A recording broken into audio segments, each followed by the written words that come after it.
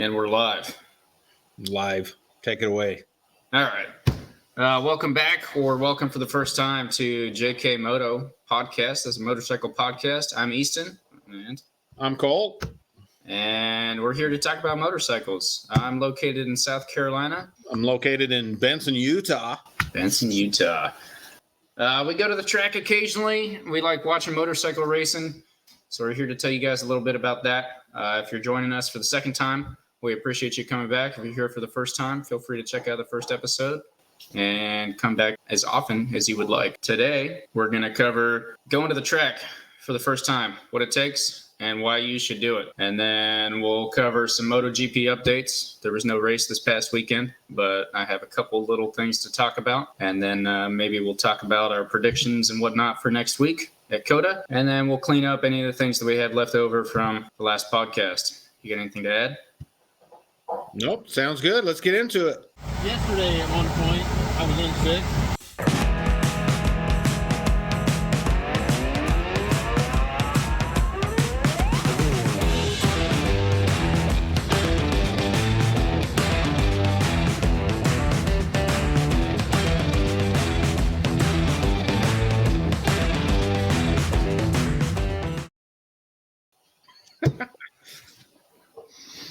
All right, track talk. Going to the track for the first time. I'll let you kind of start off. I think first off, we all recognize we need to grow the sport. At times, it feels like a sport that's kind of dying. I think that people think that there's a high level to entry, that it's a lot harder than it really is to get into it. I'm hoping today we can kind of dispel some of the myths and make it a little easier for somebody to get to the track and get out there and get doing what me and you both love. I agree with that. And I would like to point out, if you have an addictive personality like we do, you might want to go ahead and just skip to the end of the episode. Because if you listen to this and you take our advice and you go to the track, I can almost guarantee you're going to want to go back. If you're like us at all, that'll never stop. Some things I wanted to talk about that I didn't necessarily find difficult for myself, but have seen other people struggle with, is how to find a racetrack near you, and then how to find a track day for that. So I'll start off with that, and feel free to cut in whenever you want there. Finding a racetrack. So there are a lot of big racetracks that we all kind of know the names of. I could name a few. Laguna Seca, usually most people know those. I would say COTA is probably on there. Circuit of the Americas, maybe Road Atlanta, some tracks you might have heard before if you're at all related. But there's a lot more than just those. They're kind of hidden. They're kind of low budget, or lower budget, I guess I would say. But I can tell you that the first time that I decided I was going to go to the track, I literally got on Google and Googled racetracks near me, and I put up a whole list. From there, it can be a little daunting because you do have to kind of search through. There was some circle dirt tracks and some drag race tracks and whatnot. You're looking for a road course track. I agree with what you said. One of the things that really surprises me is how many tracks. I mean, every community seems to have a track. Even with all the tracks you hear going out of business, it seems like there's little hole in the wall track everywhere if you just look. Yeah, I like that hole in the wall comment, because they are kind of, they seem to be out in the middle of nowhere. Yeah, seem to be out in the middle of nowhere and kind of not super well known. But when you find them, they're kind of a gem. Yeah, I could say, we could break it down by region real quick. If you're in California, you're lucky. You've got 6 or 7 options. Up north, you've got Thunder Hill Raceway in Sonoma Valley. Down south, you got Chuckwalla, you got Willow Valley, Button Willow, and then in the middle, you've got Laguna Seca. I will say Laguna Seca's track day tickets are on the more expensive side and harder to get into. Working your way up the coast, in Oregon, you've got PIR, and then Oregon Raceway Park. And in Washington, you have the Ridge Motorsports Park, our personal favorite, I'll add. And then Pacific Raceways is also up in there. Well, that handles the West Coast. I think on the East Coast, we're still kind of feeling that out right now. You know, out in Utah, where I'm at, you have a very nice facility, Utah Motorsports Campus. There's a lot of dead space when you get into the Montana, Wyoming, Idaho type sectors. Yeah, to include the Dakotas up there. Yeah, there's a bit of a dead spot there. But there's a lot in Arizona, Nevada, Texas. New Mexico's got Indy Motorsports Park, I want to say. Yep. What's the name of that one? Believe so. Anyway, I guess to sum that up, there's a lot of options. The best thing you could do is literally just hop on Google and Google road course tracks or motorcycle racing or motorcycle track day near me. And that should bring up a track day group that offers those services. Let's talk what you need from a personal level. We'll get into bikes here in a minute or two. Well, I was going to say let's start with the bikes. Let's start with the bikes because there's somebody out there that's driving a MT-07. They're thinking, well, this isn't an S1000RR. How can I go to the track? And if they ever go to the track, they're going to find out that the MT-07s are going to outnumber the S1000s potentially. That is true. Specifically those. So, I mean, let's talk a little bit about that. What bike is all right for track days? Okay. So I'll go ahead and start. I can honestly say from personal experience, what I've seen, you could actually take just about any bike to the track. We've seen race-ready baggers down to a street Harley that someone rode there. And I think that was either a road glide or a street glide. Bag's still on it, chrome all over, everything's still there. And the start of the day. Yeah. The start of the day. I'm sure you've seen in Utah plenty of times the dual sport guys like to come out, or at least the supermotos generally. But I've seen a full KLR big boy dual sport out there also. Oh, absolutely. Unfortunately, I've been passed by a GS a couple times.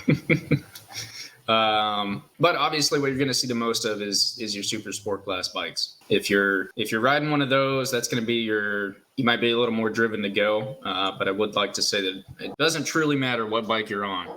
You could take any bike to the track. I would add, I think the point to that is a mistake that I made is thinking that you need some kind of super bike or whatever to go to the track because that's a track bike. Therefore, that's what you take to a track. But when you really get to a track day, most track day organizations, and we're going to talk about the groups a little bit later, but in the lower groups, it's just fun. It's just people going out trying to have fun. So literally any bike is a track bike.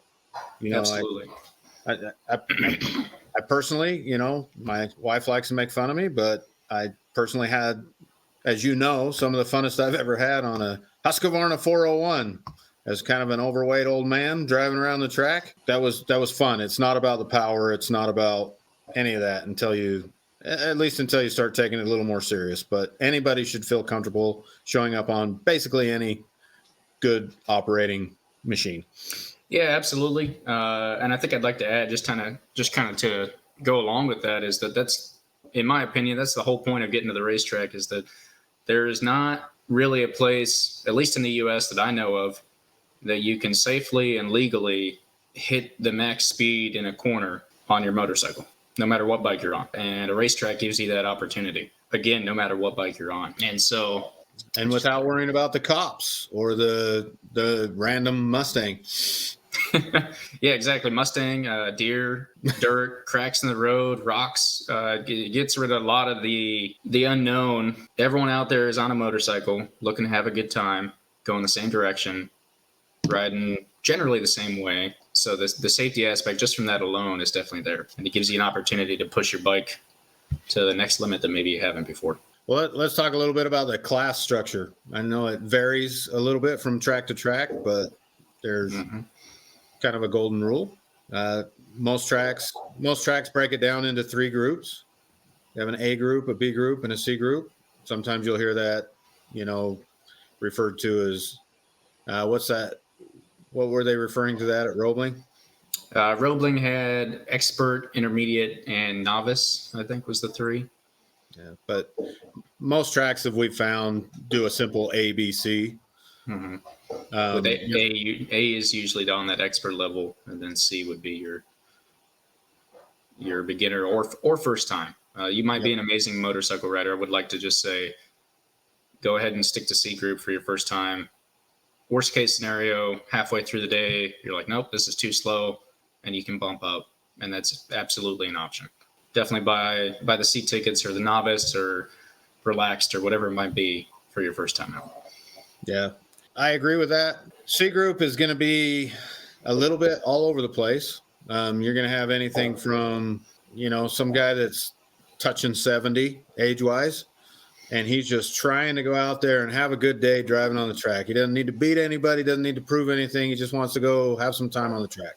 Anywhere from that to, as you mentioned, first-time track days. You're also going to have, I've seen a couple guys out there that may have their daughter with them riding on another bike.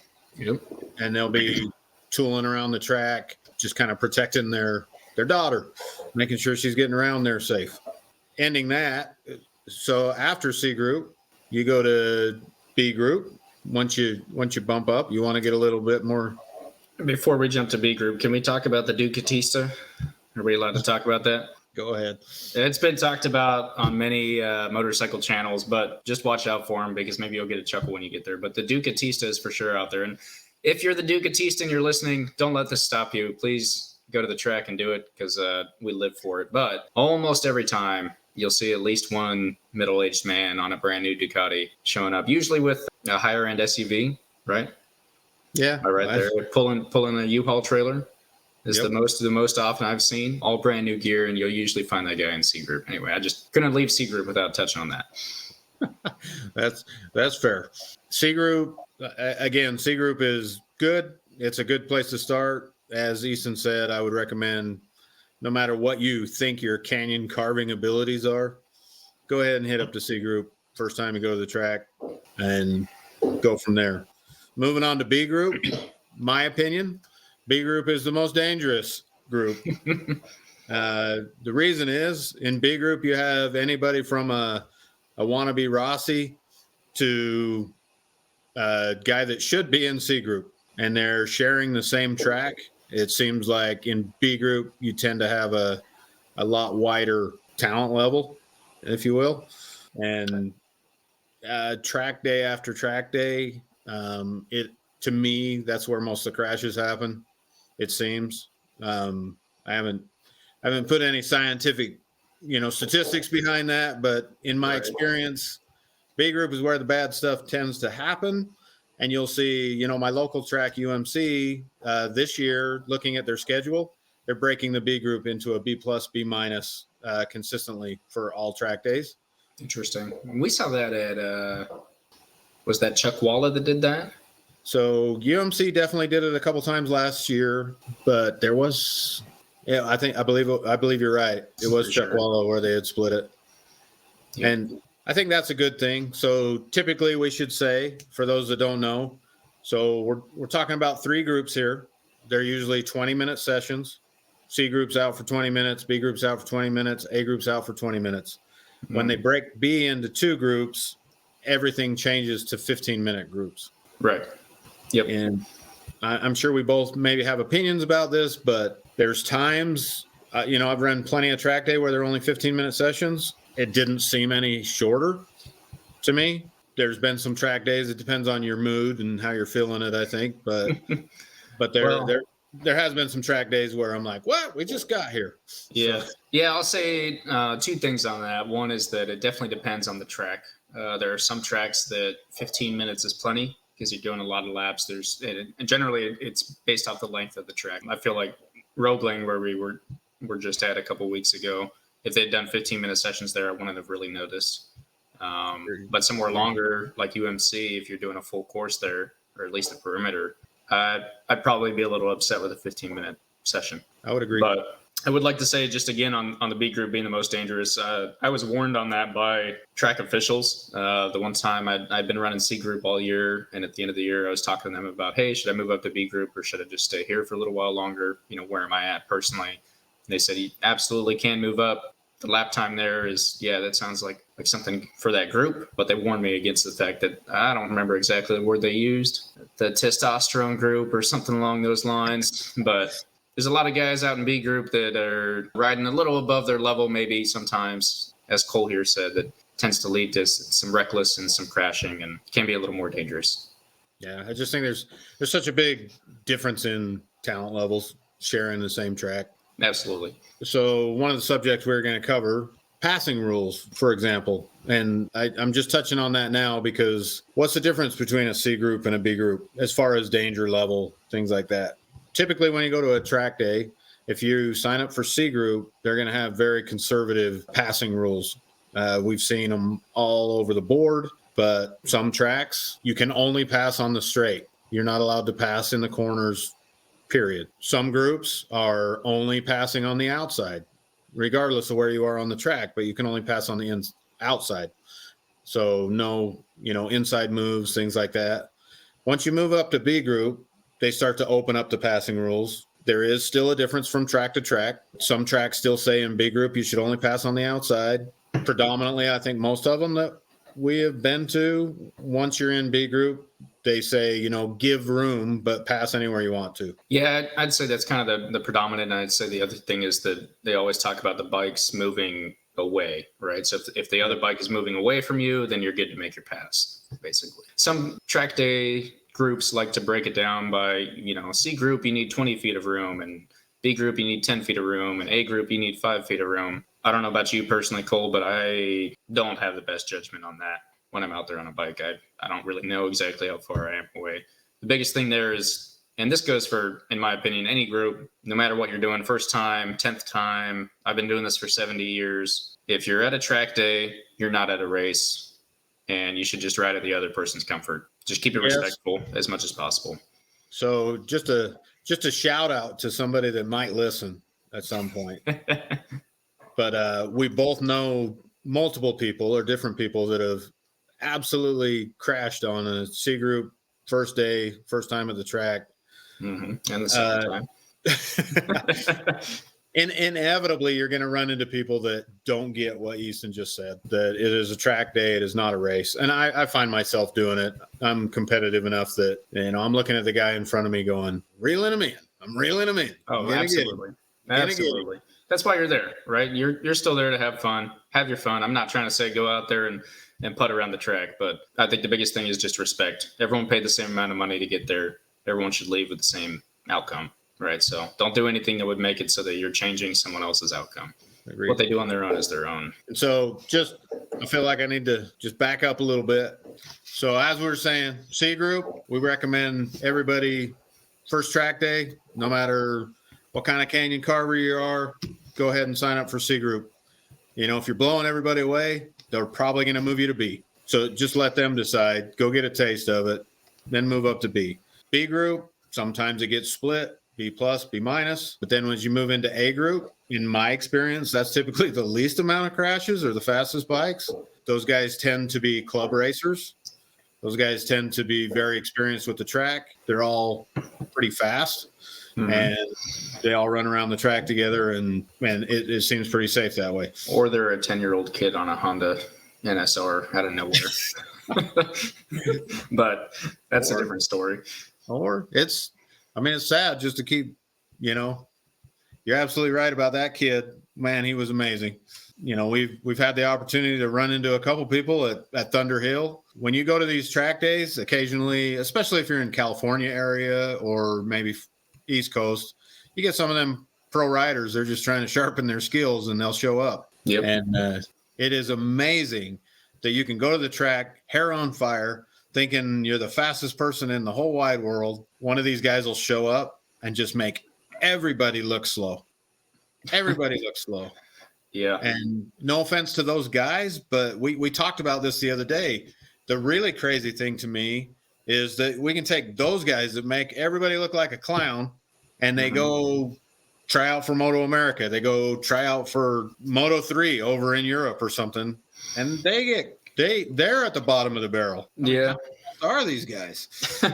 The difference in levels. Yeah. I'm not going to reiterate what you just said, but yeah, if you took your top Moto America runner and then put them on COTA, a track that Moto America also runs at, and put them up against your bottom MotoGP racer, a MotoGP racer is going to make him look like he's standing still. So, and that's just how it is. Going back to Thunder Hill, that brings me up to a point that I wanted to touch on for your first track day.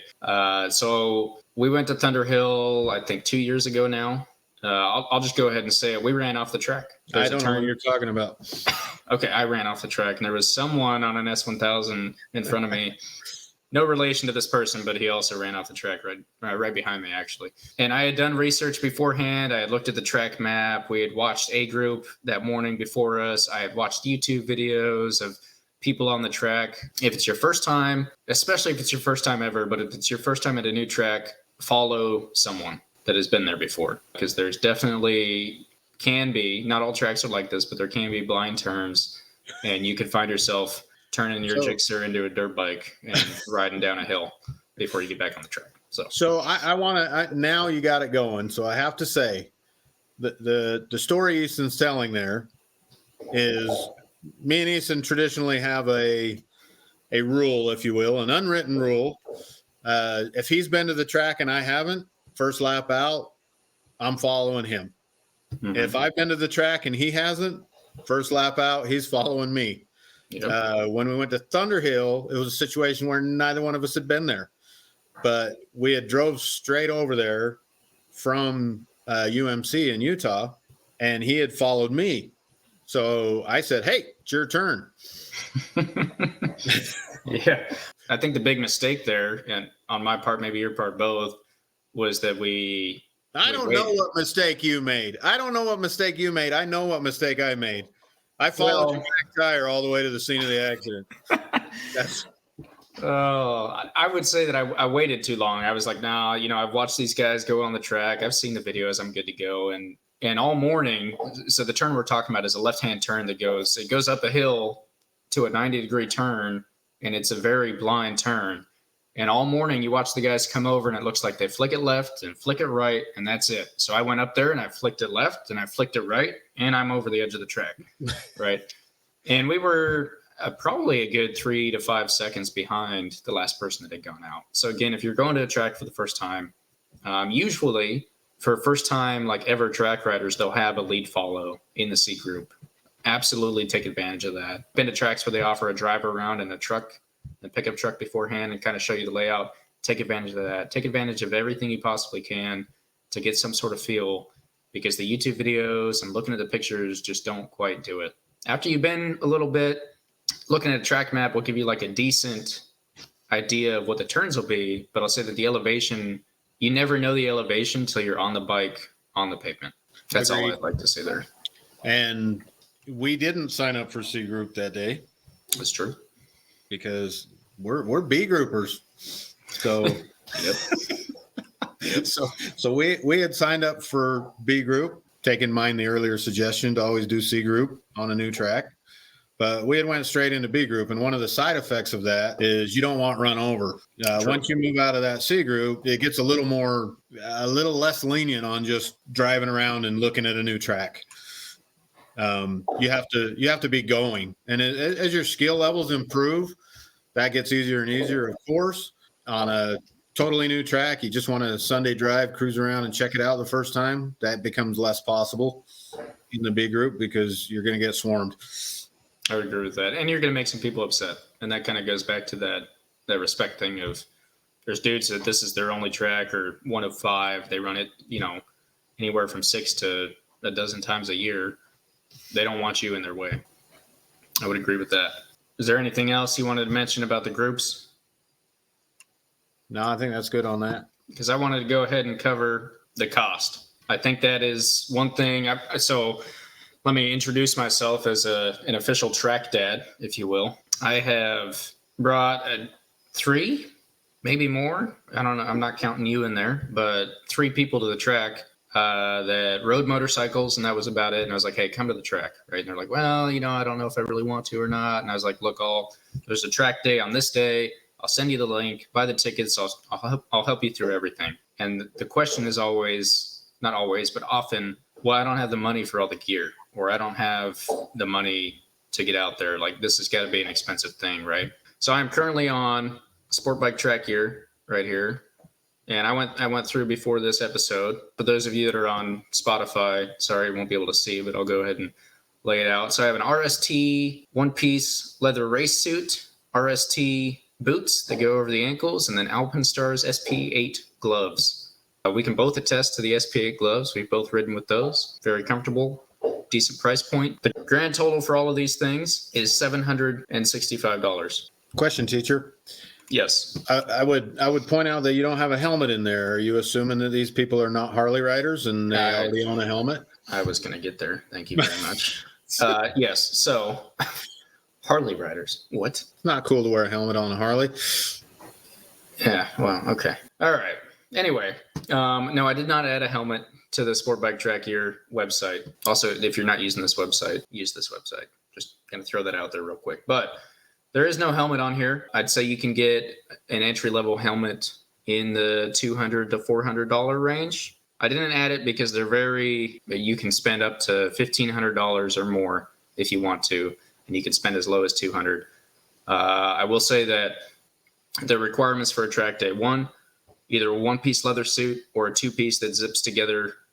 Most places will say just zips together. Sometimes they'll specify 3/4 of the way. My UMC rule book says tape does not work. Okay.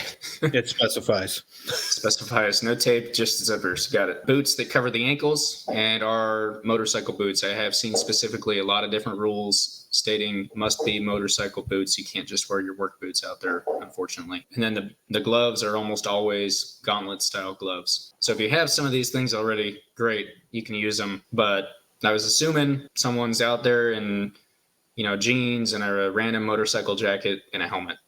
So if you need to add a helmet to that cost, then yeah, you're going to add another $200-400. To get back to what I was saying about the helmet requirements, usually you want to look for a helmet that has an ECE rating or is ECE rated. You have your DOT helmets, your ECE, and your Snell.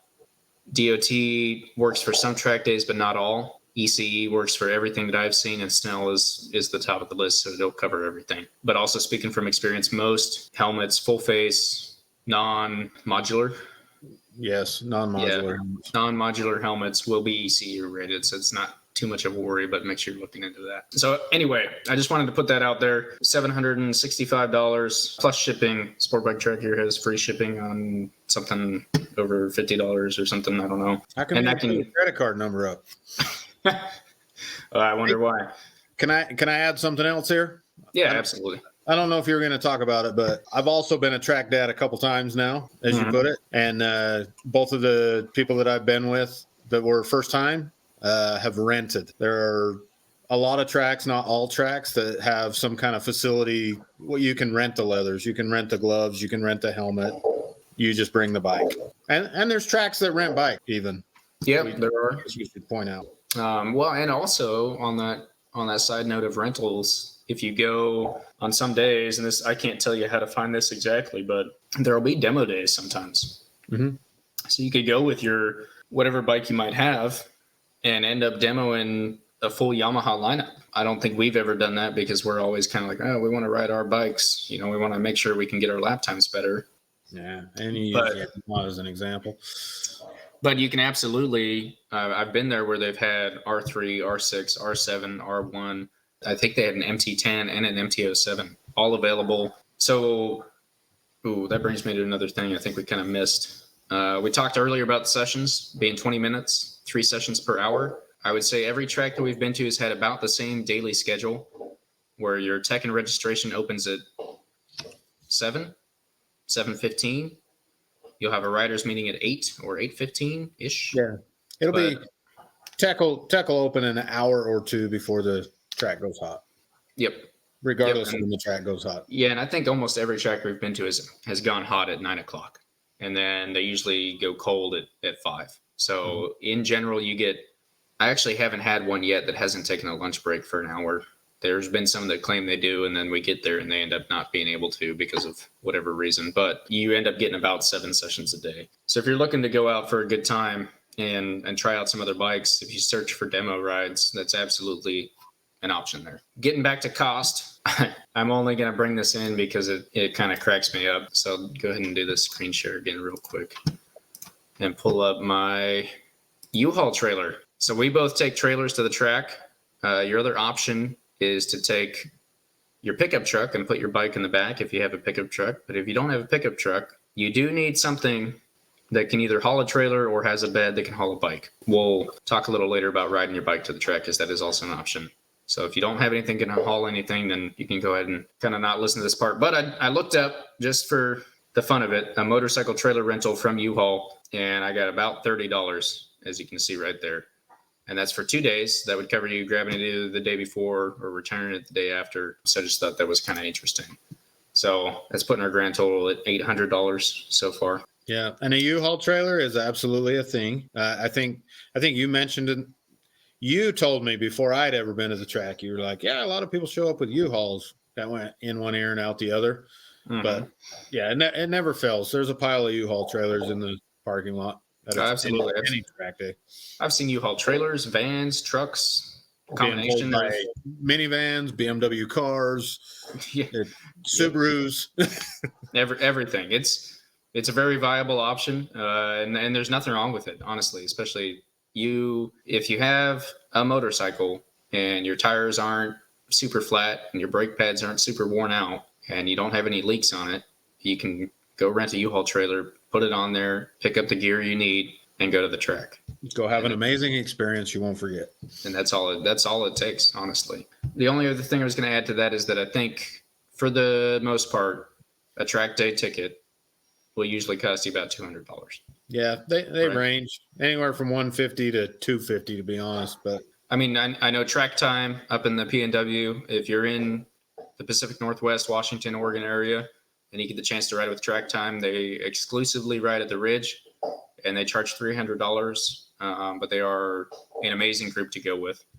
They've got a really good attitude. They've got very good instructors. You can pay for an instructor, or you can honestly just ask any of them. And that goes for most track groups I think we've seen. You can always do a couple lead follows without paying. They charge $300 because they put less people on the track. So that's usually where the difference is. You'll either see, I know the one time I looked at Laguna Seca, I think it was up in the $500 range. And that's because that's how much Laguna Seca charges that group to be there. That's how the cost equals out. Or you'll see someone that says, hey, we have less people on the track, so we're charging a little more. You get that benefit. So one other thing I'd like to put on there before we move off this, two more things, actually. One is you need to know that it seems daunting. You get butterflies in your stomach. And if the butterflies go away, then there's no reason to do it, right? Mm-hmm. But when you go, there's going to be three things you think of. One is the tech inspection. And we touched on that a little bit already, but every track day is going to be different. The level of scrutiny, if you will, is from here to there, But you're going to get through a tech inspection, and then just know that they are going to have a driver's meeting. At any track day, there's going to be a driver's meeting. That's going to give you the opportunity to ask questions. If you're still feeling uncomfortable in that, the two main things that they're going to go over is passing rules, like we mentioned earlier. But they're going to tell you, you can't pass on the inside. You can pass depending on what class you're in. They're going to go through all that for you. And then one pet peeve of mine that I just have to point out is they're going to also go over the flags. Here we go. They're going to go over the flags. And I think, that you can go anywhere in the United States, and a red light and a green light and a yellow light mean the same thing. That's true. I agree with that. Actually, I think that's the first time you've said that in correlation to it, and I like it. If you go to another country, all bets are off, right? But if I'm in the good old United States of America, I can expect signs to mean the same thing. If you go to track days, please pay attention to the drivers' meetings, because when they show you the flags, sometimes I'm amazed at how different they are from one track to another. Something as simple as a yellow flag. One track might be like, if it's shaking, it means this. If it's stationary, it means that. But if it's pointed at you, then it means that you are that. Yes. And then you go to another track and they're like, nah, yellow means yellow. It don't matter if we're tossing it around like we're in the Olympics, or it doesn't matter. It just means one thing. And so just pay attention. That would be a recommendation, to see what the flag rules are for you. Most people are probably not going to be as silly as we are. I know we haven't covered that in this, but we're not expert racers, either one of us. But absolutely not, unfortunately. But we have made a goal of seeing as many tracks as we can, and we have been to a lot of track days in a lot of different states and a lot of different places. why we feel like we can speak on this. Yeah, and to back that up, we've seen almost every different track group specifically has a different idea of what certain flags mean. Green generally does mean go. Red generally does mean there's been a wreck and we need to get people off the track. But sometimes red can mean you just pull over onto the side of the track and wait there. And I'll tell you, when there's a 4-inch gap between the asphalt and the dirt, you're not sure, like, am I supposed to go into the dirt and get my tires dirty? How long am I going to be sitting here? Anyway, to sum that up, as Cole said, listen very carefully to the flags. But at the same time, so I'll say personally, the flags scared me my first time out. I was in the riders meeting and they're like, yeah, hey, no passing unless you're on the straight and ride at the other person's comfort. And, you see group guys, take it easy for the first 2 laps. We'll have the standing yellow. And I was like, okay, yeah, that makes sense. Standing yellow means take it easy. And they're like, all right, now let's go over flags. And there were 10 or 12 different flags. They all meant something different. And then that was for standing. Then they're like, now if they're waving, right? And they go into a whole new set. And they're like, now if they're pointing at you, the flags can be kind of daunting, I think. And maybe I'm just too afraid to break rules or whatever. So pay attention. We'll get off of this track day subject. But there's one more item that I want to cover because I feel like when you go to a track day, there's the nerves. You're worried about what are people going to think if I'm slow, or, I don't know anybody there, or all these reasons not to go. I think our whole point is trust us. It's worth it. You should check it. If you're any motorcycle rider, if you just commute to work on, 5 days a week, go try it. Just go try it one time. It could change your life. But one of the other questions, or one of the biggest fears, I think, is, will you crash? Yeah, that's fair. What say you? Will you crash? Well. And what's it like to crash on a motorcycle? So, oh man, this is tough because I've been out with 4 or 5 different people now. And I've seen 2 people crash on their first track day. It took me until my 3rd year to crash. The way I like to explain that is that I think when it comes to riding motorcycles on the track, I think there's a cliff, right? And crashing is you falling off the cliff. I would say that proportional to how close you ride to said cliff is how much fun and how fast you're going to be, right? How much fun you can have and how fast you can be is proportional to how close you get to that cliff.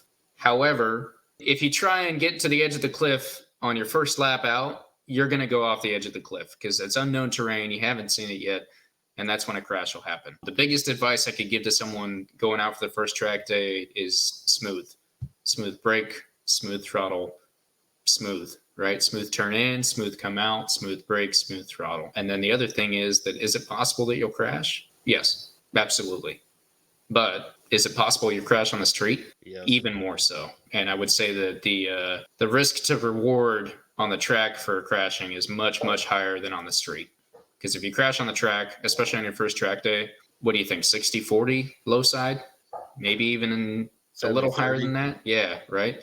Most likely going to be a low side, right? You're probably going to, the 2 that I've seen on their first track day, it was near the end of the day. They were trying to push themselves a little hard, a little bit too much gas coming out of a corner, and low side of the bike. Guess what? You get home. If it's your street bike, you put a couple new fairings on. If you already have a track bike for whatever reason, duct tape, and you move on with your day and you get back out there. What's it like to crash?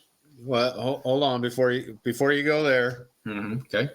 I agree with your analogy about the cliff. I want to be fair and say that things can happen, just like you said. Things can happen commuting to work on your motorcycle. Everybody that drives a motorcycle takes a certain amount of risk. Is your risk higher at a track than driving on the street? In most ways, no, in my opinion. On the street, you might be driving the speed limit all the time, whereas you go to the track, you're trying to push the limits. So it's a different kind of danger. As you said, pushing towards the cliff, right? You have a choice how far you want to push towards the cliff. Mm-hmm. So that's one aspect of it. If you don't want to crash, you don't have to push any harder than you want to. Inevitably, there is the possibility of somebody else not knowing where the edge of the cliff is and getting in your business and causing something. So It sounds like you might have a personal experience with that. I've been hit a couple times, but back to the second question. I'll let you start that. But both of us here have crashed on a track. Sorry to let the cat out of the bag. Both of us have, put it in the dirt or the grass. So what's that like? The reason I want to say this is in America, in the United States, most people ride motocross bikes, and it is expected that you crash. Is that, let me be the fact checker here. Is that legit, or are you just making that up? Motocross is way more popular than way more popular. I was kidding anyway. You're good. So Just had to come in with the facts. But almost every kid has drove a motocross bike or a dirt bike of some sort. Right. And if you took all them kids, most of them put it down. Absolutely. Because it is normal when driving in the dirt to crash on a regular basis. You know, you go out to your local track, you crash 5 times. You go riding up in the mountains with your family, you crash 5 times. You're camping, you're crashing, right? That's just normal. But it's not normal to crash a street motorcycle. That is not considered normal. I agree. Yeah, well, it shouldn't be considered normal. Some of our friends, maybe. Yeah. But that being said, I just find in the circles that I run around with, they say, hey, what are you doing this weekend? You tell them you're going to the track, and their eyes get big, and they're like, well, what if you crashed? It's this daunting thing. Like, if you crash a motorcycle on the street, you're dead. That's what people think in their minds. That's the image that they have. I agree. Yep. Everyone has a story or knows a story of someone that's wrecked on the street, and we're not here to go into that. Agreed. So that's why I wanted to just touch on, if you go to the track, there is a chance that you'll crash. Easton mentioned that you'd been to how many track days before your first crash? I'd say at least a dozen. It wasn't until my 3rd year, and it was halfway through that season. I was on a accelerated learning path, and therefore I think it was the end of my first year. But that's not to say, I think there was probably 15 track days in there. Yeah. When I got into this, I went a little crazy and ended up crashing on a new track in a new city. My first crash. I've had another, but I'll turn it back to you. Real quick before we change, where was the other one? Was it a different track, or was it the? Yeah, they may or may not be at the exact same track. Oh, okay, interesting. What's it like? What's it like? Well, I'll tell you. So it took me a couple years, and so I was at the Ridge, and I had just put down one of my best lap time. Not one of my best lap time I had ever done. I looked down, I saw my lap timer, I was like, man, that's a good time. Still a little bit slower than what I was hoping for. Is like, let's see if I can do it. Let's see if I can beat it, right? So I took off. That last lap before that, it felt amazing. You know, I was knee on the ground in every corner, speeds between corners that I had never felt before. Everything about it just felt on point. And I was like, where can I gain speed, right? You're coming down the straight. You got a second to think, where can I gain speed? So coming to the chicane, I go around, I'm going up the hill, and I chose to try and gain speed in the middle of a turn, a very big, wide carousel, as they call it, turn. My idea was, well, hey, if I can take this turn at a faster speed, I can gain speed. I can gain time on my lap, which isn't true. We could get into that later, but we won't. Maybe another time. You know, sweep that one under the rug for now, and maybe we'll get back to it. But I low-sided. It was left-hand carousel turn coming out of the turn. Again, as I've mentioned, a couple other people that I know have done. A little bit too much gas coming out too quick. They say you have 100 points of grip. I found my 101 points of grip, and the back tire said, nope, that's it, bud. And I went off. The first thing I would like to say is when you're at a track day, you might get told that if you wreck, when you go down and you're laying on the ground, lay on the ground for a second. And I can tell you that's true because when you jump up, you might think you have stopped moving, but you're most likely still moving. And I've seen people, and I almost did it myself. I somehow ran it off, but I've seen people that get up and they think they're standing still, but they're still moving at a good 5 to 10 miles an hour, and you fall over again immediately, and that kind of can mess you up a little bit. I don't want to go on for too long, but I'll say the adrenaline's there for sure. Your first time, you're like, man, I just wrecked my motorcycle. My first thought, because I've been to a lot of track days, was find the nearest corner station and say, hey, I'm okay, right? Because that's what they tell you to do. Say, hey, I'm okay. No ambulance, no red flag needed. As far as I know, I'm good. I'm on my feet. I'm walking. I'm ready to go. Second thing they'll tell you is leave your bike alone. Did I do that? No. For the most part, yes. I went over to my bike to make sure it was off because I didn't want it running there on its side. It had already shut off at that point. And then I started to pick up the pieces of my windshield. Then I got a ride back on the back of some dudes. Actually, I think it was an R7. Yeah, it was an R7 because I was like, man, I wish I was riding this, not sitting on the back looking all awkward. getting out of there. And then at about lunchtime, I got the bike back and started the repairs. I would say you get some adrenaline, your heart pumps, and then it actually wasn't until the end of that day was fully calmed back down, because I was in full, get the bike ready to go. We got to get back out there. I was doing a double day. That was the first day. And I was like, spent money on these tickets. I want to get back out there. You know, you fall off your horse. Best thing you can do is get back on. I didn't want to lose that and be too afraid to get back on later on. To tie this back to an earlier conversation in this podcast, I've had it both ways, from the standpoint of, I had a crash that I don't know what happened. It just happened. Mm-hmm. My first crash, I went down. I have a lot of theories. No way to prove any of them. There's no tape. There's no nothing. I just know I had a low side at 80 plus miles an hour in the gravel, wrapped my arms around myself and, tried to stay as loose as possible. Tuck and roll. Yeah. I know people get hurt all the time, and I don't mean to take anything away from that, but it actually went a lot better than I thought it would, if that makes sense. Yep. From the standpoint of damage to myself, but also from the standpoint of damage to my bike. It wasn't as big of a deal as I had built it up to be in my mind. Again, just to tie this back into what we were talking about earlier, my second crash was absolutely unrelated to anything that I was doing. It was someone else that got way past that cliff that we talked about earlier, plus some, and took me out. There's always that possibility that that's going to happen when you get on a track, but I would just throw out one more time that you're taking that chance every time you drive to work as well. Yep. Yeah, and I think to kind of wrap that all up, unless you had anything else on the subject, if you do have any other questions, please feel free to put them in the comments, and we'll address them on a later episode. We're all about the racetrack, all about taking your bike out there. Again, no matter the bike, no matter your experience level, first time, 50th time, I'm way too old for that, or I'm a young kid, you can absolutely go out there, and please do. You will not regret that decision. So again, go ahead and throw in the comment if you have any other questions about going to the track for the first time or anything track related. We mentioned we're not racers. We're not the fastest people out there, but we have some experience with different tracks, different track groups. And honestly, we've both taken street bikes to the track and taped them up. We've both taken track bikes to the track and taped them up, or not taped them up, but taken them there. And so we've been through that process, so we can answer any of those questions. That covers everything. And I think we can go ahead and move on to the next topic. What are we talking about next? So I've got MotoGP in general. I'd like to cover the news on Mark and the decision on his penalties, the Calyx swing arm with Honda, and then frame. Yeah. Oh my gosh. I keep saying. I was going to correct you from the last podcast. Keep saying swing arm every time. That's the dirt from last weekend that we swept, cleaned that up, and then the only other thing I can think is kind of race predictions. And obviously, we're going to COTA next week. We'll talk about that a little bit. So let's get into it. I'll ask you. Have you heard anything on Mark Marquez, the big man? I've heard some things, but they were from some non-reputable sources, and so I'd rather not say.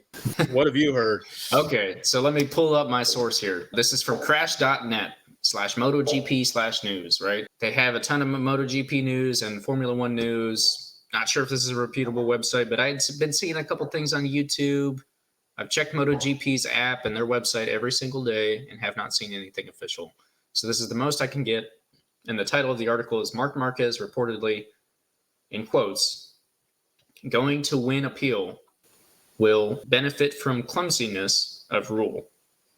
So to sum this up, essentially, before he signed understanding his ruling or his penalty, he asked multiple times, does this apply to Argentina? Is this only Argentina? They said yes, right? So right here... Yep, Marquez repeatedly asked the FIM stewards if his original double long lap penalty was only applicable for Argentina, and he was repeatedly told yes before the Honda rider signed the sanction papers. It is reported. So that's the big thing, is that he checked on that multiple times. They told him yes multiple times before he ever signed it, and then he signed it.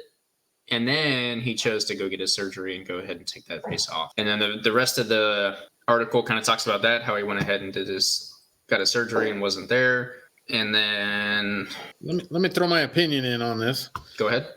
So just to kind of reiterate what you said, the reason I feel bad for Mark in this case is because I do believe, so me personally, I believe he should serve 2 laps, and it should be at the next race that he races. Interesting. That's my opinion. But Okay. but he did the crime. He's got to do the time. The problem is when they wrote the rule that way, he looked at that. He's not dumb. He looked at that and thought, okay, I'm going to get this surgery then, and I'm going to miss Argentina, and that'll be taken care of. It's too late now to go back. If they would have told him, no, it'll be served at whatever race you come back of, he might not have had a surgery. He may very well have raced Argentina. Possibly, But yeah. if you think back to right after that race, right after that happened, right after they were talking about penalties, you heard nothing about an injury. When he was over there telling Miguel he's sorry, Miguel's team, he didn't talk about an injury. Only after the 2-lap penalty thing got handed down did you hear him talk about his injury. That's super true. And I'd like to point out, Marc Marquez is we have yet to find out if he still is, but the king of COTA, right? And so you're absolutely right. If they had said no, it'll be your next, who's to say what he would have done? But if they had said it'll be your next race, he definitely could have came into Argentina, especially there was 1 week between the first race and the second. There are 2 weeks between Argentina and COTA, which is plenty of time.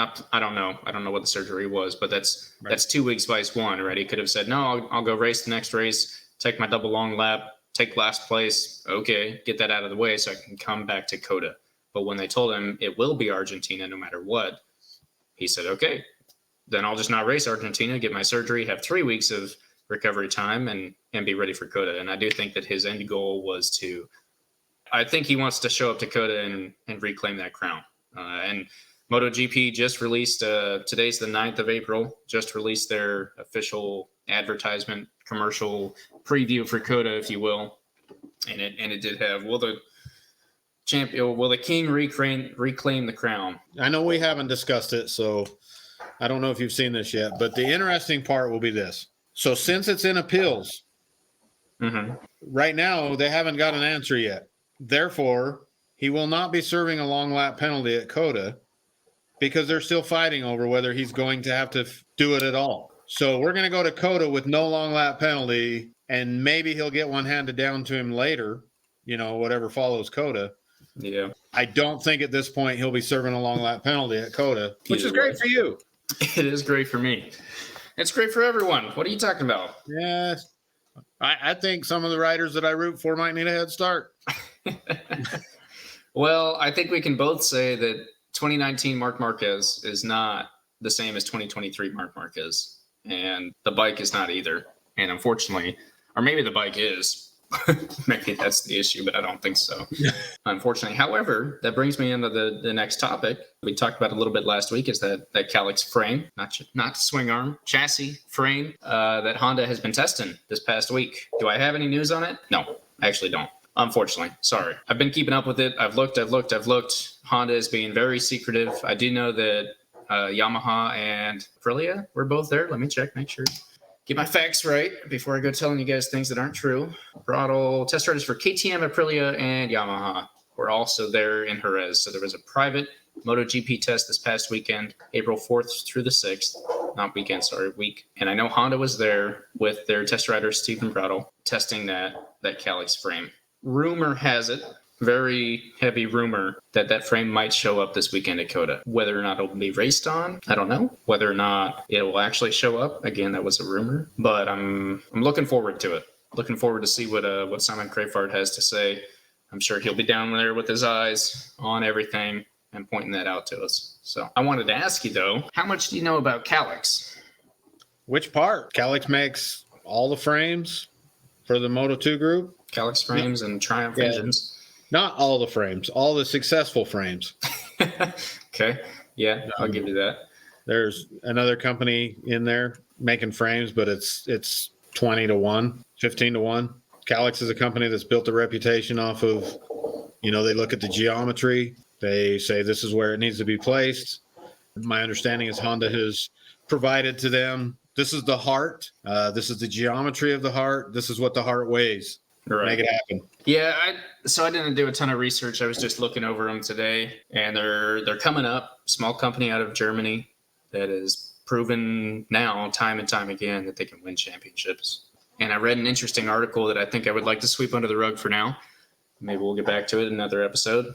Is Calyx worth buying for the average motorcycle rider? So if you don't have any thoughts on that, like I said, we can go ahead and sweep that, but just kind of be thinking about that for a later episode, and maybe we'll get back to it. That's unfortunately about all I had. I was hoping to have more actual info. I think you're forgetting to talk about the upcoming race. Oh, you're right. COTA. COTA's this weekend. It is this weekend. Big news from us. We kind of mentioned it last week, but I'll let you announce it. We'll be at COTA. We're going. Yeah, that's exactly right. I'll be taking a quick airplane. My friend here will be driving cross country. Yeah, it's not cross country. Yeah, pretty much. It's cross half the country. If you were in Europe, it'd be 15 countries, but well, luckily we have states, not countries. I don't need a passport. I will be driving down there. I'm sure you are also, but I am extremely excited for that. Super looking forward to it. That's my first time going to a MotoGP race. I know you've been, the last two? Yeah, I've been to the last couple. Great experience. I'm excited to share it with Ethan. We've mentioned time and time again that we've been to a lot of different tracks. I'm excited to show Ethan the difference. You know, one of the conversations we have fairly frequently, I think, is when you're watching MotoGP and you're just going, man, look at this track. Look at how beautiful it is. Or the color's fake. I mean, look at the painted lines and everything's so nice for a MotoGP event. Everything looks so great. Not the hole in the wall. Yeah. And first time I went to COTA and I walked in there and got a look at the track and I went, oh, that's how you do it. You know, we can do it too. Yeah. Circuit of the Americas is a beautiful track. We were talking a little bit before this. We're thinking about doing episode next week immediately afterward. We'll actually be together for that one. So stay tuned for that. And yeah, no, I'm definitely looking forward to it. Super excited to be there in person. Be a super different experience compared to watching it on TV live. And then I've been to racing events before. It's not just your TV speakers playing out to you anymore. You feel it. You're there. You're in the action. We'll be there all 3 days. Yeah, I'm definitely looking forward to it. Look forward to talking about it next week. Yeah, real quick before we end, predictions. Give me your top 5 for COTA. Top 5? Yep, top 5. Pecco Bagnaia. Okay. He's going to redeem himself. He's going to win the sprint race and the race. Excuse me, the sprint and the race. Okay. We don't have to do the sprint too. We'll stick it with race. Yeah, just top 5. All right. If Marc Marquez does not have to do a penalty, I'm putting him number 2. Okay. I'm putting Bezzecchi number 3. I'm putting Alex Marquez number 4. Okay. I'm putting Bastianini in 5th. Interesting. All right. I'll follow you up. I'm going to put Marquez in first. I think he can do it. I think he's going to be there. I don't think he's going to have the long lap because I think it'll either get dismissed or they'll be like, oh, we don't know yet, because it's just my opinion. Purely opinion. I think Dorna might be in the background pushing some buttons to make sure that Marquez doesn't take it for COTA because they know that he needs to be there for the full race. So I got Marquez in first. Seems biased, but well, what can I say? I'm a fan. Enea's coming back. I want to put him up there. I don't know. I think I'm going to put him in third. I think I'll put Bagnaia in second. Pretty close to you. I'm going to throw Morbidelli in there. I'm going to throw Morbidelli up in fourth and Bezzecchi in fifth. I kind of hope you're right, but that's some crazy Morbidelli. I think he lit a flame. I've been thinking about him all week. I think he can do it. It all depends on if that speed you talked about last week is really there. Yeah, then that's that.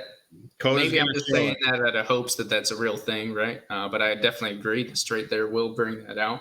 Not to mention the other couple parts of the track. Yeah, it'll be a good test for Yamaha. I think Morbidelli lit a flame. I think this week will tell us whether or not that flame was a flame or it was just a firecracker and it's out. But I've got high hopes for him. I'm going to go ahead and throw him up in fourth and Bezzecchi in fifth, and that'll lock in my predictions for next week. Okay, we'll talk about how wrong you were next week. All right, sounds good. Well, if you didn't have anything else, I think that'll wrap this week up. No, I think that's good. All right. Once again, I'm Easton. I'm Cole. We appreciate you guys listening, watching, whichever one it is. We're available on YouTube and Spotify.